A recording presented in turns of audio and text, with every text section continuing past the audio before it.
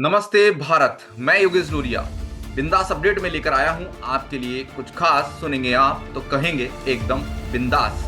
अखबार हो या न्यूज चैनल या फिर आपके आसपास से मिली हो खबर, हो गई लाखों करोड़ों की ठगी, चोर भी ऐसा जो नहीं आया किसी को नजर। बीते सप्ताह में जब आपने किसी को कॉल किया होगा या कर रहे होंगे तो आपको एक नई कॉलर ट्यून सुनाई दे रही होगी। सावधान, अगर आपको अनजाने नंबरों से सिम बंद होने, बिजली कटने, केवाईसी अपडेट करने या सगे संबंधियों के बीमार या गिरफ्तार होने के फोन कॉल्स आते हैं तो कोई जल्दबाजी ना दिखाएं। ये कॉलर साइबर अपराधी हो सकते हैं। इनकी रिपोर्ट राष्ट्रीय साइबर हेल्पलाइन नंबर 1930 पर तुरंत करें। क्या ये कॉलर ट्यून उस व्यक्ति ने अपनी इच्छा से अपने नंबर पर सेट की है? बिल्कुल नहीं। कोरोना महामारी के दौरान भी जब कोरोना की पूरे विश्व में भयावह स्थिति हो गई थी तो भारत सरकार ने देश हित में जनता को जागरूक करने के लिए इस प्रकार की एक कॉलर ट्यून सभी नंबरों पर सेट की थी। ठीक उसी तरीके से भारत सरकार ने बढ़ते साइबर अपराधों के खिलाफ जनता को सतर्क करने के लिए एक नई पहल शुरू की है। Nodal agency I4C, Indian cyber crime coordination centre ने दूरसंचार विभाग को निर्देश दिया है कि सभी टेलीकॉम कंपनियां जनता को जागरूक करने के लिए कॉलर ट्यून या प्री कॉलर ट्यून लगाए, और यह कॉलर ट्यून दिन में 8 से 10 बार बजेगी। कभी ना कभी, कहीं ना कहीं, कोई ना कोई या तो ऑनलाइन ठगी का शिकार हुआ या फिर शिकार होते होते बचा। झारखंड का जामताड़ा हो या फिर राजस्थान का मेवात, दोनों ही साइबर ठगी में टॉप पोजीशन पर हैं। ऐसा बिल्कुल नहीं है कि साइबर ठगी केवल इन्हीं क्षेत्रों में की जाती है, बल्कि पूरे भारत में होने वाली साइबर ठगी ज्यादातर इन्हीं क्षेत्रों में रहने वाले ठगों के द्वारा की जाती है। माननीय प्रधानमंत्री मोदी जी के द्वारा मन की बात में भी जनता को जागरूक करने के लिए एक संदेश दिया गया है। एक वीडियो के माध्यम से सभी लोगों को जागरूक किया गया है किस तरीके से आप साइबर अपराध के खिलाफ सतर्क रह। मेरे प्यारे देशवासियों, मैं आपको एक ऑडियो सुनाता हूं। देखिए, ये जो आपने एफआईआर नंबर मुझे सेंड किया है, इस नंबर के खिलाफ 17 कंप्लेंट हमारे पास। आप ये नंबर यूज कर रहे हैं? तो मैंने नहीं यूज करता हूँ सर। अपना आधार कार्ड मुझे शो कीजिएगा वेरीफाई करने के लिए। ये ऑडियो सिर्फ जानकारी के लिए नहीं, ये कोई मनोरंजन वाला ऑडियो नहीं है। एक गहरी चिंता को लेकर के ऑडियो आया है। आपने अभी जो बातचीत सुनी वो डिजिटल अरेस्ट के फरेब की है। मोदी जी द्वारा मन की बात में साइबर ठगी के विषय को उठाना और भारत सरकार द्वारा सभी लोगों के नंबर पर साइबर ठगी से जुड़ी कॉलर ट्यून को अपडेट करना, यह बताता है कि साइबर क्राइम इस समय पूरे देश में भयावह स्थिति में पहुंच चुका है। आप चाहें या ना चाहें, लेकिन आपका अकाउंट खाली किया जा सकता है। आज साइबर अपराधी हाईटेक तरीके काम में ले रहे हैं जिनसे स्मार्ट लोग, पढ़े लिखे लोग भी अपने अकाउंट को खाली करवा रहे हैं। साइबर ठगों के द्वारा जो तरीके काम में लिए जाते हैं ऑनलाइन स्कैम करने के लिए, वो आपके सामने हैं। देख सकते हैं fishing, social media scams, ransomware, digital arrest, जो कि अभी हाईटेक तरीका है जिससे बड़े बड़े इंडस्ट्रियलिस्ट को लूटा गया है। Deep fake, online shopping scams, ये सारे वो तरीके हैं जिनसे ऑनलाइन स्कैम्स किए जा रहे हैं। लेकिन मैं आपको बता दूं, इसके अलावा भी नए तरीके से व्हाट्सएप के जरिए ठगी की जा रही है। और यदि लोग ऐसा सोचते हैं कि हमारे साथ स्कैम नहीं हो सकता क्योंकि हर चीज में एक ओटीपी देना पड़ता है, तो मैं आपको ऐसे तरीके भी बताऊंगा जो साइबर क्रिमिनल जो है यूज करते हैं, वो बिना ओटीपी के भी आपका अकाउंट खाली कर सकते हैं, जिसकी बात हम आगे वीडियो में करेंगे। सबसे पहले जानते हैं फिशिंग के बारे में। फिशिंग क्या होती है? साइबर अपराधी जिस तरीके से लूट करते हैं, कॉल के जरिए आपको एसएमएस करते हैं, ईमेल करते हैं, उसे फिशिंग कहा जाता है। यदि वॉइस के जरिए, कॉल के जरिए आपके साथ फिशिंग की जाती है, उसे विशिंग नाम दिया गया है। एसएमएस करके किया जाता है तो स्मिशिंग नाम। फिशिंग करने के लिए चाहे कॉल किया जाए या एसएमएस किया जाए, ईमेल किया जाए, कौन कौन से ऐसी चीजें हैं जिनके लिए साइबर ठग जो है इस्तेमाल करते हैं? तो सबसे पहले मैं बताऊंगा आपको पासवर्ड एक्सपायरी, आपके बैंक अकाउंट का पासवर्ड, या फिर किसी यूनिवर्सिटी में अपनी आवेदन किया हुआ है उसका पासवर्ड, एडमिशन लिया हुआ है, या किसी भी साइट के पासवर्ड एक्सपायरी एक्सपायरी के लिए आपको मेल किया जाता है, कॉल किया जाता है, आपका एटीएम कार्ड ब्लॉक हो चुका है, अकाउंट फ्रीज हो चुका है, आधार कार्ड अपडेट करना है, या फिर सीबीआई, इनकम टैक्स या पुलिस वाला बनकर कॉल किया जाता है। ट्राई के द्वारा कॉल किया जाता है कि आपका जो नंबर है वो किसी क्राइम में यूज किया गया है। पोस्ट ऑफिस से कॉल किया जाता है कि आपका कोई पार्सल है वो हमारे पास है, या फिर किसी गवर्नमेंट स्कीम में जिसमें आपने ऑनलाइन आवेदन किया हुआ है, किसी कॉलेज में एडमिशन के लिए आवेदन है, राशन कार्ड बढ़ाने के लिए आवेदन है, आधार कार्ड के लिए आवेदन है, या आप स्क्रीन पर देख सकते हैं एक बहुत बड़ा पेड़ और उसे गिरते हुए पत्ते। लेकिन वास्तव में क्या ये गिरते हुए पत्ते हैं? बिल्कुल नहीं। ये साइबर ठगों के द्वारा काम में लिए गए मोबाइल्स हैं जिनके द्वारा फ्रॉड किया गया है। इस पिक्चर के माध्यम से आप अंदाजा लगा सकते हैं कि साइबर ठगी कितने बड़े लेवल पे की जाती है। इसमें एक या दो नहीं बल्कि पूरा गांव का गांव शामिल होता है। साइबर ठगों के लिए सबसे आसान तरीका है सबसे पहले आपके कार्ड डिटेल्स लेना और किसी भी तरीके से आपका ओटीपी प्राप्त करना। जैसे ही ओटीपी मिल जाता है तो आपका अकाउंट खाली हो जाता है। लेकिन ओटीपी लेने के लिए साइबर ठग कौन कौन से तरीके इस्तेमाल करते हैं? ज्यादातर केस में या तो आपकी कार्ड डिटेल्स पहले से साइबर ठग के पास होती है, या फिर किसी भी तरीके से आपको लालच देकर साइबर ठग आपके कार्ड डिटेल्स ले लेता है। तो देख सकते हैं आप ईमेल के माध्यम से या तो आपको कोई मेल किया जाता है जिसके अंदर आपको कहा जाता है कि आपका पासवर्ड एक्सपायर होने वाला है, इसको अपडेट कीजिए, एक लिंक दिया जाता है। इस लिंक पर क्लिक करने के बाद में आपसे वेरिफिकेशन कोड मांगा जाता है। वास्तव में वो वेरिफिकेशन कोड जो होता है वो आपके पासवर्ड अपडेट के लिए नहीं होता, वो आपके आपके कार्ड का ओटीपी होता है। और जैसे आप सामने वाले को ओटीपी प्रोवाइड कराते हैं और आपका अकाउंट खाली हो जाता है। दूसरा तरीका जो साइबर ठग इस्तेमाल करते हैं, एसएमएस के जरिए आपको सेम चीज एसएमएस के माध्यम से भेजी जाती है, या तो कोई नंबर दिया जाता है या कोई लिंक दिया जाता है। इस नंबर पर जब आप कॉल करते हैं, इसके बाद आपसे वेरिफिकेशन कोड मांगा जाता है और जैसे ही आप वेरिफिकेशन कोड प्रोवाइड कराते हैं, आपका अकाउंट खाली हो जाता है। इसके बाद जो तरीका इस्तेमाल किया जाता है कॉल के माध्यम, स्कैमर आपको कॉल करता है, जॉब का लालच देता है, आपको जो है लॉटरी का लालच देता है और किसी भी तरीके से आपकी कार्ड डिटेल्स लेता है। तो स्कैमर बहुत ही चालाकी से आपसे कार्ड डिटेल्स ले लेता है और बाद में ओटीपी लेता है। सबसे पहले एक ऑडियो कॉल के माध्यम से मैं आपको बताता हूं कि स्कैमर किस तरीके से कॉल करता है कि मैं एक बैंक से बात कर रहा हूं, आपको रिवार्ड पॉइंट देने हैं और बदले में आपसे किस तरीके से कार्ड डिटेल्स ली जाती है। Hello, who is this? नमस्कार सर, मैं STI head Francis Swati Mishra बात कर रही हूँ। सर, आपको बताना चाहूँगी कि हमारे बैंक के ट्रस्टेबल अकाउंट होल्डर होने के नाते बैंक आपके अकाउंट में 500 रिवार्ड पॉइंट ट्रांसफर कर रहा है। जी सर। सर, इस सुविधा का लाभ उठाने के लिए आपको अपने अकाउंट डिटेल्स हमारे साथ शेयर करने पड़ेंगे सर। Is it necessary? जी सर, सिक्योरिटी रीजंस के लिए हमें जानना है। Hold on. 1 2 3 6 3 4। सर, आपके कार्ड के पीछे एक 3 अंकों का सीवीवी डिजिट लिखा होगा सर, आप हमें वो बता सकते हैं? वो भी चाहिए आपको? जी सर। सर, 1 मिनट होल्ड कीजिए। धन्यवाद सर, आपका कीमती समय देने के लिए धन्यवाद। आपके अकाउंट में रिवार्ड पॉइंट हमने ट्रांसफर कर दिए हैं। Okay, thank you very much.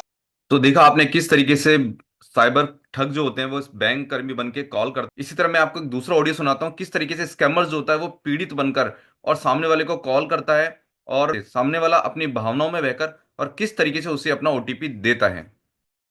Mummy phone. हाँ आई।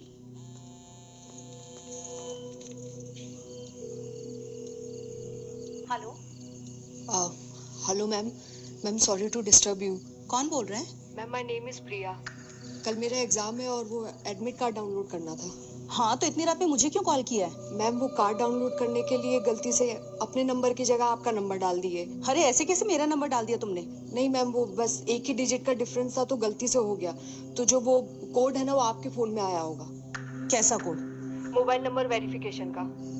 मैम, मेरा एग्जाम छूट जाएगा अगर मुझे एडमिट कार्ड नहीं मिला तो। ये तो ठीक है ना, मेरा नंबर चेंज करके अपना नंबर डाल दो। नहीं मैम, वो जो मोबाइल नंबर है ना सिर्फ एक ही बार ही डाल सकते हैं। देखो, अगर आपको चाहिए तो आप एड्रेस ले लीजिए और मोबाइल नंबर भी आपके पास है। मैम, अगर आपने कोड नहीं दिया तो मैं एग्जाम नहीं दे पाऊंगी। मैम, मेरा पूरा साल खराब हो जाएगा। मैम प्लीज कोड दे दीजिए। अच्छा ठीक है, रोना बंद करो। लिखो 258138। Thank you so much ma'am, आपने मेरा साल खराब होने से बचा लिया। मैम वो एग्जाम सेंटर से कंफर्मेशन कोड भी आएगा। 268139। हेलो। इसी तरीके से स्कैमर जो होते हैं बैंक कर्मी बन के लॉटरी का लालच देते हैं कि मैं बैंक से बोल रहा हूँ और आपका जो नंबर है वो प्राइज में निकला है और हम आपको बहुत बड़ी रकम जो है वो प्रोवाइड करवा रहे हैं। या फिर कार का लालच दिया जाता है कि आपके एक कार आपके ऑफर में है या बाइक आपको ऑफर की जा रही है। इस बहाने स्कैमर जो होते हैं वो आपसे कार्ड डिटेल्स ले लेते हैं और कार्ड डिटेल्स लेने के बाद में किस तरीके से वेरिफिकेशन कोड लिया जाता है, सुनते हैं ऑडियो। एसटीआई बैंक से स्वाति बात कर रही हूँ। सर, हमारे बैंक के सालाना लकी ड्रॉ में आपका अकाउंट नंबर पहले नंबर पर निकला है। जी सर। और सर, बैंक की तरफ से आपको नई मारुति दी जा रही है। मारुति कार? मारुति कार? ये क्या कह रहे हो, सच में? जी सर। सर, पुष्टि करना चाहूँगी कि आपका नाम शंकर जयदीप है और आपका अकाउंट नंबर 223457 से स्टार्ट होता है सर। जी जी बिल्कुल, वो सब छोड़िए, बताइए कार कैसे मिलेगी? जी सर। सर, आपके पास कार्ड तो होगा? कार्ड? हाँ, कार्ड है मेरे पास। हाँ, तो सर आपका कार्ड नंबर और उसकी एक्सपायरी डेट हमें बताइए सर। हाँ जी, हाँ, बताते रुकिए। हाँ जी मैडम जी, लिखिए 6216820531 और इसका एक्सपायरी डेट है अगस्त 2025। जी धन्यवाद सर। सर, आपके कार्ड के पीछे एक सफेद पट्टी पर 3 अंकों का सीवीवी डिजिट कोड दिया होगा सर, वो हमें बताइए। हाँ जी, अब लिखिए 686। जी सर, 2 मिनट लाइन पर बने रहिए, आपकी डिटेल्स वेरीफाई हो रही हैं सर। अच्छा मैडम जी, एक रिक्वेस्ट था, वो जो मारुति कार आप दे रहे हैं हमको, वो लाल रंग में मिल सकती है क्या? हाँ सर, मिलेगी ना सर। सर, कलर वाले ऑप्शन को एक्टिवेट करने के लिए बैंक आपको एक कोड भेज रहा है। जी, आ गया। लिखिए 734201। बताइए गाड़ी लेने कब आना है? सर, कार के लिए आपको बैंक की तरफ से 2 दिन में कॉल आ जाएगा। जी सर, धन्यवाद सर, आपका दिन शुभ हो सर। धन्यवाद आपका भी। बहुत ही आसान तरीके से व्यक्ति जो है वो लालच में आ जाता है और उसके बाद में अपना कार्ड डिटेल्स और ओटीपी जो है प्रोवाइड करवा देता है। किसी व्यक्ति ने जॉब के लिए आवेदन किया हुआ होता है तो सामने वाला जो है स्कैमर जो होता है वो कॉल करता है कि आपको एक बहुत अच्छी सैलरी दी जा रही है और सामने वाला व्यक्ति जो होता है जिसको 15 से 20 हजार रुपए की जॉब चाहिए होती है, यदि उसको 1 लाख रुपए का मंथली ऑफर आता है, आपसे एक सिक्योरिटी मनी मांगता है कि आपको 1 लाख रुपए की जॉब प्रोवाइड करवा दी जाएगी, लेकिन बदले में आपको 15-20 हजार रुपए आपको मेरे कंपनी के खाते में ट्रांसफर करने होंगे। 1 लाख रुपए महीने के लालच में वो 15-20 हजार रुपए स्कैमर्स को ट्रांसफर कर देते हैं। तो सुनते हैं ये ऑडियो।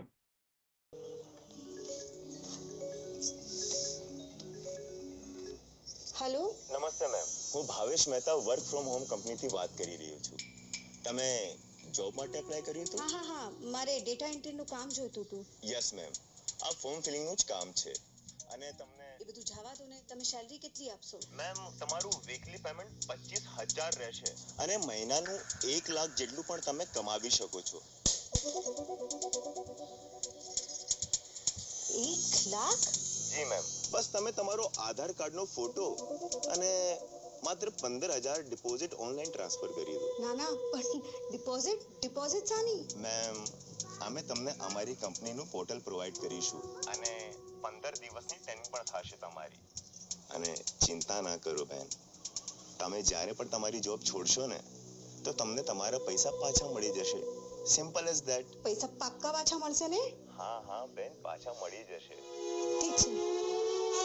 तो आपने देखा किस तरीके से सभी ऑडियोज के अंदर स्कैमर जो है बहुत ही चालाकी से कॉल करता है और या तो आपसे कार्ड डिटेल लेता है, वेरिफिकेशन कोड लेता है, आपका अकाउंट खाली कर देता है, या फिर आपसे एक डिपॉजिटरी मनी मांगी जाती है, एज ए सिक्योरिटी आपसे पैसा लिया जाता है, लेकिन वो पैसा आपको दोबारा नहीं मिलने वाला, लेकिन लोग लालच में आकर ये पैसा ट्रांसफर कर देते हैं। इसके बाद हम बात करें बैंकिंग फ्रॉड सिम स्वैप। ये वो सिस्टम है जहां से बिना ओटीपी के भी आपके साथ फ्रॉड किया जा सकता है। इसकी बात हम करेंगे बाद में। उससे पहले आते हैं social media scams. Social media scams में क्या होता है, आपने देखा होगा नेट का इंटरनेट यूज करते हुए, मोबाइल का यूज करते समय आपके पास एक पॉप आता है या एडवर्टाइजमेंट आते हैं या कोई कंटेस्ट आता है कि आप इस प्रतियोगिता में भाग लीजिए, आसान से सवालों का जवाब देंगे तो आपको जो है बहुत अच्छा प्राइस मिलेगा। इसके अंदर आपको आईफोन ऑफर किया जाता है, कार ऑफर की जाती है, या फिर आपको लाखों रुपए यहाँ पे ऑफर किए जाते हैं। इसके बदले में हम क्या करते हैं कि अलग अलग 5 ग्रुप में वो लिंक भेज देते हैं। सबसे पहले तो आपने वहां से लिंक खुद जनरेट किया और फिर अलग अलग लोगों को वो लिंक भेजा, क्योंकि स्कैमर को पता है यदि मैं लिंक भेजूंगा तो कोई क्लिक करे या ना करे, लेकिन अगर किसी को कोई व्यक्ति, इसका रिश्तेदार या फ्रेंड उसको लिंक भेजता है तो वो जरूर उसे क्लिक करेगा। ये चीज सोचकर ही वो वहां से लिंक शेयर करने के लिए आपको बोला जाता है। आपको तो कुछ नहीं मिलता, लेकिन जिन लोगों को आपने लिंक शेयर किया है उन लोगों के साथ फ्रॉड हो जाता है। उसके बाद अगले आता है रैंसमवेयर।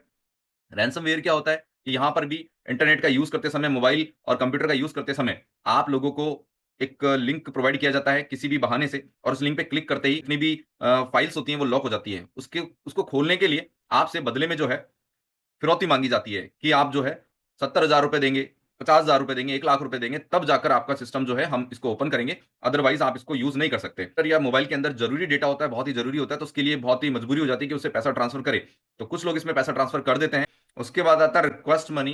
रिक्वेस्ट मनी के लिए स्कैमर जो होता है वो आपको कॉल करता है और इस तरीके से बात करता है ताकि आपको ऐसा लगे कि ये कोई व्यक्ति जो है मेरा जान पहचान वाला बोल रहा है, मेरा कोई फ्रेंड है, मेरा कोई रिश्तेदार है, और बातों ही बातों के अंदर वो आपसे कहता है कि मैं आपको 10,000 रुपए, 15,000 रुपए ट्रांसफर कर रहा हूं, मुझे अभी पैसे की जरूरत है और मेरे खाते में कोई प्रॉब्लम हो गई है और इस वजह से मैं आपके नंबर पे फोन पे करवा रहा हूं। और बातों ही बातों में आप देखते हैं कि आपके पास एक मैसेज आता है, सामने वाला कहता है चेक कीजिए, आपके पास एक मैसेज आया होगा, और उस मैसेज में आप देखते हैं कि आपके खाते में 15,000, 20,000, 50,000 रुपए क्रेडिट हो चुका होता है। क्योंकि उस समय आप फोन पर रहते हैं तो आप आपका बैलेंस चेक नहीं करते हैं और आप केवल मैसेज को देख के आपको लगता है कि शायद मेरे खाते में पैसा आ गया होगा। उसके बाद में स्कैमर कहता है कि ये जो अमाउंट है वो मेरे किसी जानकार को मुझे ट्रांसफर करना है, तो मैंने आपके खाते में जो पैसा भेजा है वो आप जो है उसको प्रोवाइड करवा दीजिए, और आप उस पर ट्रांसफर कर देते हैं। तो ये जो पैसा है जो आपने ट्रांसफर किया है ये आपके बैंक खाते से कट गया है, लेकिन वास्तव में आपके बैंक खाते में पहले कोई अमाउंट आया ही नहीं था। इस तरीके से स्कैमर जो होते हैं वो फ्रॉड करते हैं। आप देख सकते हैं स्कैमर ने कितने तरीके से फ्रॉड किया है, लेकिन अब ये तरीके पुराने हो चुके हैं। बहुत सारे लोगों को लगता है, जो स्मार्ट है उनको लगता है कि हम किसी को अपनी कार्ड डिटेल प्रोवाइड नहीं कराएंगे, हम किसी लालच में नहीं आएंगे, हम किसी लिंक पे क्लिक नहीं करेंगे, हम अपना ओटीपी नहीं देंगे। तो स्कैमर ने एक नया तरीका निकाला है जिसका नाम है डिजिटल अरेस्ट। डिजिटल अरेस्ट आज के टाइम पे सबसे बड़ा फ्रॉड का तरीका स्कैमर ने जो अपनाया है वो है डिजिटल अरेस्ट, और ये बहुत बड़े लेवल पर है। बड़े बड़े उद्योगपति ने करोड़ों की ठगी की है। डिजिटल अरेस्ट में आप देख सकते हैं बहुत ही ऐसी छोटी न्यूज होगी जिसके अंदर आपको लाखों की ठगी के बारे में पता लगेगा। ज्यादातर जो ठगी हुई है वो करोड़ों में हुई है। डिजिटल अरेस्ट के केस में आपके पास एक कॉल आता है और आपको कहा जाता है कि आपके नाम से एक पार्सल आया है।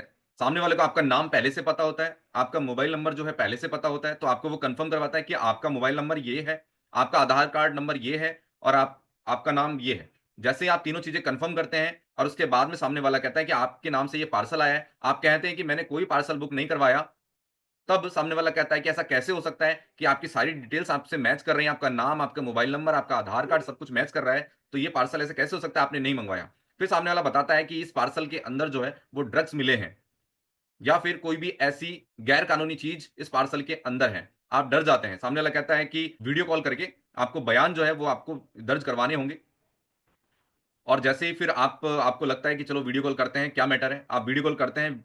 वीडियो कॉल से जब बात होती है तो आप सामने देखते हैं बड़ी रैंक का जो अधिकारी होता है वो आपको कॉल कर रहा है, कंधे पे सितारे लगे हुए हैं, अशोक स्तंभ का चिन्ह लगा हुआ एक आईपीएस ऑफिसर आपको कॉल कर रहा है, और पीछे बैकग्राउंड में आप देखते हैं कि एक पूरी जेल का सीन आपको नजर आता है जिसके अंदर जेल भी है, पीछे बहुत सारे लोग खड़े हुए हैं वो भी पुलिस की वर्दी में हैं, और एक अपराधी जो है उसको हथकड़ी पहना रखी है, मतलब पूरा बैकग्राउंड जो है पूरा जेल का होता है।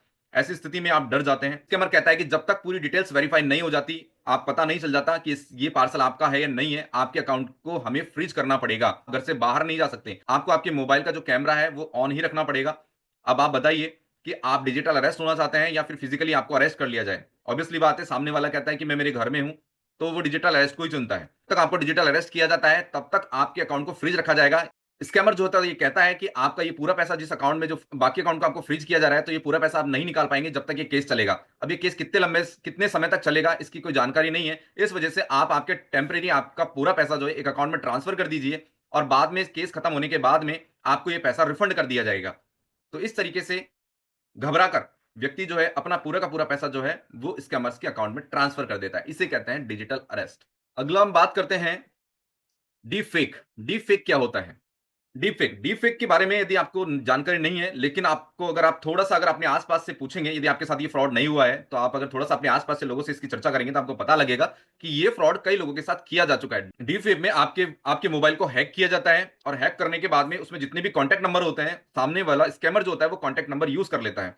उसके बाद में अश्लील फोटो पर आपका चेहरा लगा दिया जाता है। इन फोटोज को आपको भेजा जाता है और कहा जाता है कि ये सारी की सारी फोटोज जो हैं मैं आपके पूरे कॉन्टैक्ट्स में जितने भी लोग हैं उन लोगों को मैं भेज दूंगा। यदि आप चाहते हैं कि आपकी ये फोटोज डिलीट कर दी जाए तो उसके बदले में आप जो है कुछ पैसा मुझे ट्रांसफर कीजिए। वो कुछ पैसा लाखों के अंदर हो सकता है, हजारों के अंदर हो सकता है, डिपेंड करता है कि आपकी प्रोफाइल कैसी है। और क्योंकि व्यक्ति सामाजिक बदनामी से डरता है, इस वजह से घबराकर वो अपने पैसे ट्रांसफर कर देता है, क्योंकि उसके अकाउंट में उसके रिश्तेदारों के, उसके दोस्तों के कॉन्टैक्ट नंबर होते हैं जिनको वो अच्छी तरह से जानता है, जिनके सामने उसकी एक इमेज है, समाज में एक इज्जत है। और यदि ऐसी फोटोज उन लोगों के पास जाएगी तो कहीं उसकी बदनामी ना हो जाए, ये सोचकर सामने वाला लगातार पैसे ट्रांसफर करता रहता है। इसे हम डीप फेक कहते हैं। तो आपने देखा किस तरीके से जो है स्कैम किए जाते हैं अलग अलग तरीके से। अब जो आगे जो मैं आपको बताने वाला हूं कि व्हाट्सएप के जरिए, व्हाट्सएप को हैक करके किस तरीके से फ्रॉड किया जाता है, और इसके अलावा बिना ओटीपी दिए भी किस तरीके से आपका अकाउंट खाली किया जा सकता है, ये चीजें बहुत इंपॉर्टेंट है। आप जागरूक बनिए, इस खबर को जितना फैला सकते हैं उतने लोगों तक फैलाइए, क्योंकि व्यक्ति के साथ फ्रॉड तब होता है जब वो उन चीजों से अनजान होता है। आगे आने वाले तरीकों में मैं आपको बताऊंगा कि स्मार्ट से स्मार्ट व्यक्ति भी किस तरीके से उसके साथ फ्रॉड आसानी से किया जा सकता है। ऐसे हाईटेक तरीके और भी काम में लिए जा रहे हैं जो डिजिटल अरेस्ट से भी ज्यादा खतरनाक हैं। तो बिंदास अपडेट में मिलते हैं नेक्स्ट सीरीज के अंदर, जिसमें आपको बताएंगे व्हाट्सएप से कैसे अकाउंट होता है खाली, और बिना ओटीपी के भी आपका अकाउंट किया जा सकता है हैक। तब तक के लिए टिल देन बाय बाय, धन्यवाद, जय हिंद, जय भारत।